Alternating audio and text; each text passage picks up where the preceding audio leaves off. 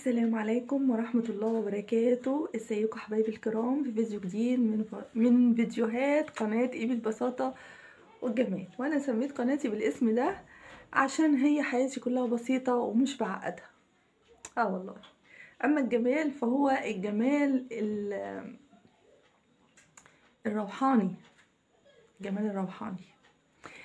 ما علينا، هنبدأ في فيديو النهاردة وهو عن مواليد برج الحمل التي يشرفني أن أنتمي إليهم. ازيكم حبايبي كل المتابعين من مواليد برج الحمل. هشرح لكم بالتفصيل صفات برج الحمل.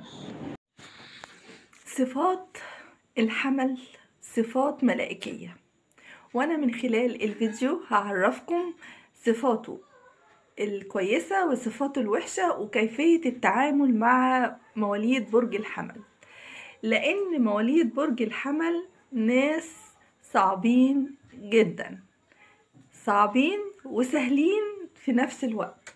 اللي يفهم دماغهم هيعيش في ارتياح معهم شديد، خاصة ان هم برج قيادي.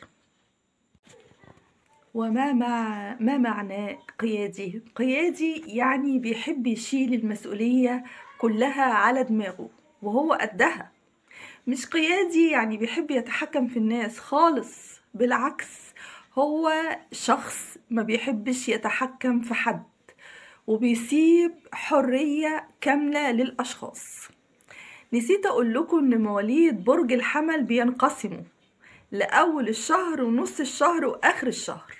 أصعب مواليد اللي هم بيتولدوا نص شهر 4، اللي هم حمل دول مسيطرين سيطرة كلية وجزئية وما بيدوش فرصة لحد يتنفس، عايزين الحب التملك. المواليد اللي النص دول عندهم حب التملك، أما اللي في أول وفي الآخر مقدور عليهم وبيمشوا حالهم كتير كتير كتير. ايوه بيمشوا حالهم كتير حقيقي. وعايزه اقول لكم كمان حاجه مهمه جدا، ان المواليد الحمل عشان الناس اللي ما بتفهمش في الابراج اللي هم بيبداوا من 21/3 وبينتهوا 21/4. شوفوا بقى انتوا النص ده هيبدا من كام؟ 4. دول صعبين جدا جدا ومسيطرين جدا جدا وما ينفعش التفاهم معاهم، وعناديين عناديين عناديين. اولا برج الحمل عشان ما نتوهش بقى ونتكلم في صفات كتير ونتلخبط، ان هو برج حقيقي حقيقي ملاك. ليه؟ لانه جواه الطيبه والرحمه والمسانده والمجدعه، ويحب وخدوم وبيجبر الخاطر، والفلوس اللي في ايده مش ليه، يعني لو معاه ملايين يخلصها على اللي بيحبهم. هما اللي في النص اللي صعبين بخلة، اما باقي الصفات مش بخلة خالص خالص. يعني لو معاه فلوس يضيعها، ما يجيبش لنفسه حاجة ولا يفكر في نفسه، بس مين عايز فلوس من اللي بيحبهم حواليه يديهم، ولا عمره يقول لهم لا، ولا يبخل، ولا يقول معيش. ما عندوش مقولة معيش دي خالص. يعني دايما الناس فاكرينه كده انه مليونير ومعاه فلوس الدنيا ومنور، يبقى لابس لبس بسيط ويحسدوه لانه بيعرف يختار لبسه وبيعرف يختار شكله، بيشوف ايه اللي بيليق عليه، ما بيحبش يبان وحش ابدا في كل حاجة، لا في صفاته ولا في شكله كمان. بس عادش تخضي، يعني انا هقول حاجات فعلا في صفاتنا متدارية، بس طبعا دي قناتي ولازم انور الناس، معلش بقى احترامي لكل مواليد الحمل. كمان هو يعني عنده صفة قد تكون يعني الناس شايفينها مؤذية، بس هو فعلا اتظلم كتير جدا جدا. مواليد برج الحمل ناس منورين كده ويحبوا يخرجوا بقى هواني، بالستات بالذات شيك جدا، حتى اللي قليلة الجمال وشكلها مش حلو لازم تحسسك انها ذكية جدا، روحها لذيذة جدا. لو في صفة غير الجمال مش موجودة فيها، بتشوف الصفة اللي تسيطر على الناس، مثلا الذكاء، الروح، الدم الخفيف، هو تسيطر برضه. يعني لازم ستات الحمل بالذات يبقوا منورين قوي ويجذبوا النظر. هما لازم طبعا يجذبوا النظر، وبعدين تلاقيهم كمان ايه طفوليين قوي، يعني يعملوا حاجات طفل ما تقولش ايه ده ايه ده يعني مثلا يبقى ست كبيره مثلا وتتصرف ممكن تجري في الشارع ورا الاطفال، بتبقى عايزه جواها تلعب وتضحك وتخرج وتتنطط. ما لذلك كل مواليد الحمل تحس ما بيبانش عليهم سن، يعني دايما يقولوا ايه مواليد الحمل دول شكلهم ما بيبانش عليهم سن، لان هم طفوليين قوي وبيحبوا يظهروا الطفوليه. يعني في ناس كتير طفوليه جوه بس مخبياها تتكسف تظهرها، لا المولود الحمل ما بيتكسفوش، عايزين يظهروها في اي سن، اي سن. حتى تلاقي الستات بتكبر تلبس كول زي البنوتات، يعني يقولك ايه الله دي ست كبيره وشوف لابسه ايه، هم دول الحمل يحبوا يلبسوا كل الحاجات الشبابيه، جمال، هم شخصيات جمال. طبعا انا مركزه قوي على السيدات. الرجالة برضو فيهم الصفات دي، الشياكة والجاذبية والرونقة وال...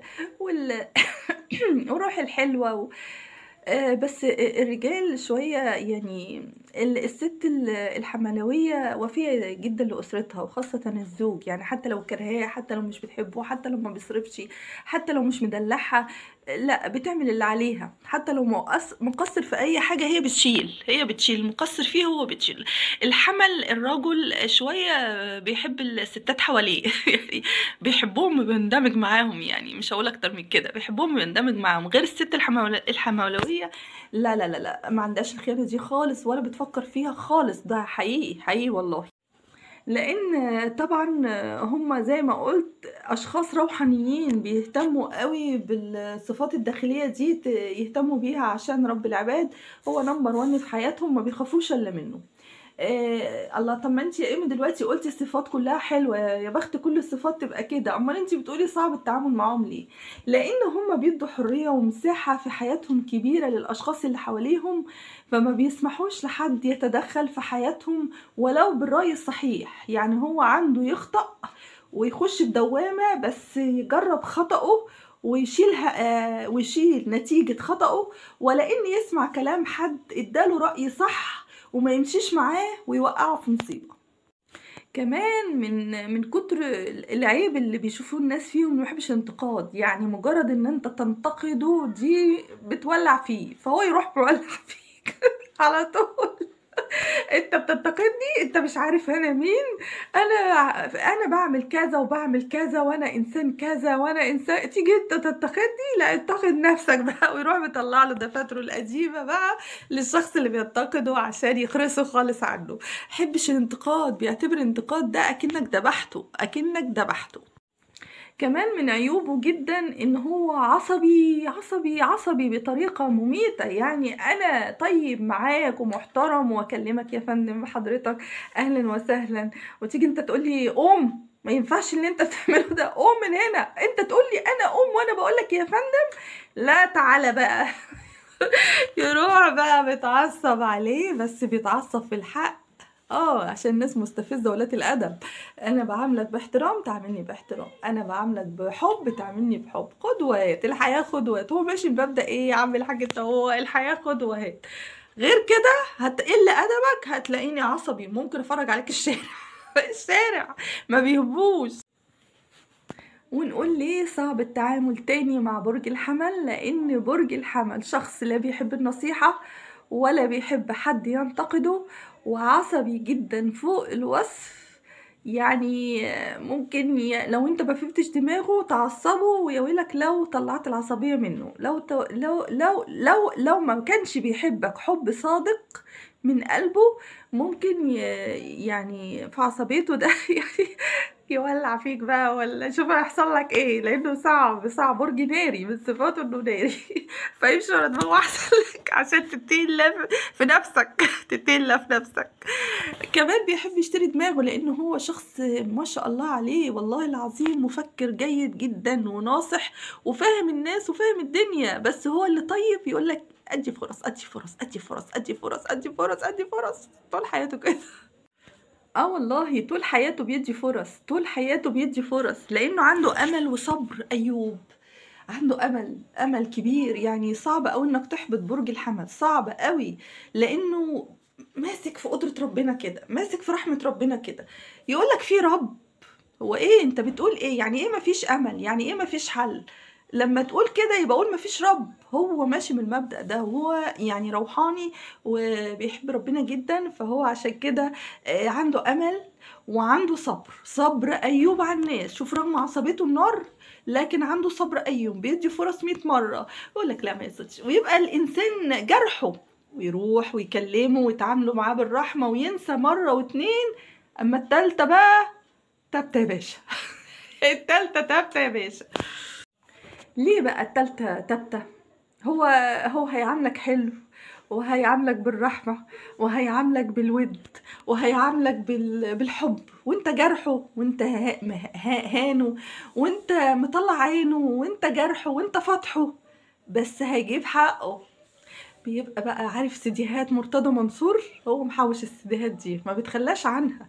اصل هو طيب ما بيعرفش يدافع عنه بقلة الادب ولا السفالة، لكن بيجيب براهين. وفي ناس بتكذب، يقولك طب بدل ما الناس تكدبني وتقول الشخص ده كذاب صادق وانت الكذاب، لا انا عندي ليك تسجيل بقى اسمع يا عم الحاج، او عندي ليك موقف عمله بالاثبات اسمع يا عم الحاج، او عندي ليه وعندي ليه وعندي ليه. لا لا لا لا، هو محصن نفسه تمام. عشان كده بيظهر الحق في وقت الحق، بيظهر الحق في وقت الحق.